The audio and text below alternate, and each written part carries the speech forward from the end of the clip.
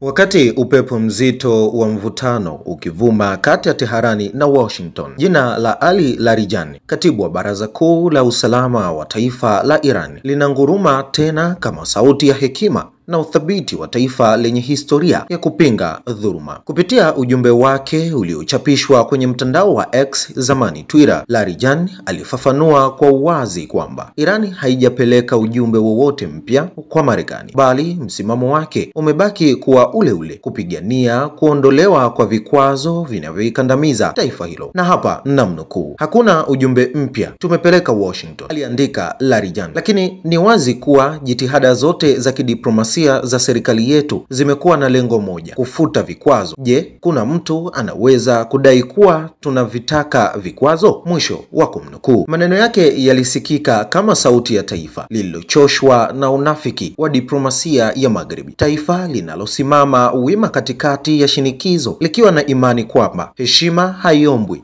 inalindwa. Larijani alisisitiza kuwa hakukuwa na haja ya mawasiliano mapya na Washington, kwani mazungumzo yaliyopita yalishadhihirisha upande mmoja usio tayari kusikiliza, huku akibainisha kuwa mazungumzo yalifanyika lakini upande wa pili haukuonyesha nia yoyote ya kufikia makubaliano. Mwaka huu pekee, Teherani na Washington zilishiriki duru 5 za mazungumzo ya nyuklia, lakini duru ya 6 ikavunjika kama kioo kilichopasuliwa na kampeni ya mashambulio ya anga ya siku 12 iliyoendeshwa na Marekani na Israeli dhidi ya Jamhuri ya Kiislamu. Lakini ndani ya majeraha hayo ya kisiasa, Irani inazidi kuonesha kwamba heshima ya taifa haiwezi kubomolewa kwa mabomu, na kwamba nguvu zake kubwa ziko katika umoja wa watu wake na uthubutu wa viongozi wake. Katika giza la vikwazo na propaganda, ujumbe wa Larijani unainua taa moja, taa ya uvumilivu na uhuru, ikiangaza ulimwengu mzima kwamba Iran haitawahi kuinama mbele ya maamuzi ya dola nyingine. Mbele ya ukumbi uliojaa viongozi wa dini,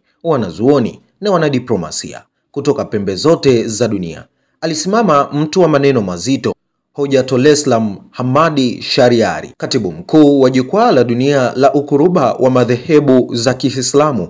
Sauti yake thabiti na yenye uzito wa falsafa ya Mashariki ilivuma ndani ya ukumbi wa World Peace Forum jijini Jakarta kama kengele ya uamsho kwa dunia iliyo kando ya maangamizi. Sauti yake ilisikika ikisema kuwa amani haiwezi kudumu bila nguvu endelevu, na amani ya kweli haiwezi kujengwa juu ya udhaifu, bali juu ya maadili, uadilifu na usawa kati ya nguvu ngumu na nguvu laini. Maneno hayo yalivuma kama radi ya hekima, yakichora mstari kati ya wanyonge na wenye dhuluma, kati ya maneno matupu ya diplomasia na matendo ya kweli ya ujenzi wa amani. Shariari, akiwa amevalia joho jeupe la viongozi wa Kiislamu, alieleza kuwa dunia ya leo imejaa migongano ya kimaadili. Mataifa yanahubiri amani huku yakauza silaha. Mashariki ya kimataifa yanayonyamaza wakati damu inamwagika Gaza, na viongozi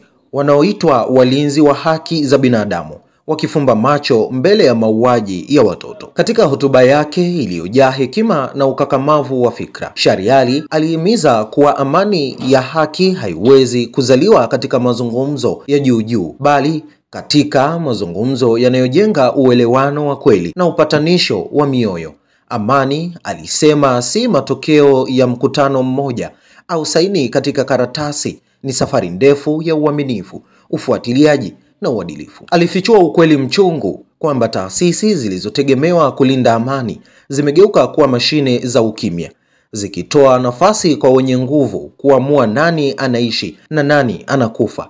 Lakini akasisitiza bado kuna matumaini kwa wale wanaoamini katika nguvu ya neno, nguvu ya ukweli na nguvu ya maadili. Shariari alitoa wito wa kupindua simulizi za chuki na ubaguzi, wa kuzipa nafasi simulizi mpya za huruma, utofauti wa kitamaduni na ushirikiano wa kweli. Wakati aliposhuka jukwani, ukumbi mzima ulijaa ukimya wa heshima. Ilikuwa ni kimya cha tafakuri, kimya kinachozaliwa na ukweli. Kwa wengi waliomsikiliza, maneno yake hayakuwa hotuba tu, bali yalikuwa wito wa kizazi kipya cha wanadamu kusimama tena upande wa haki na kuandika upya historia ya amani ya kweli duniani.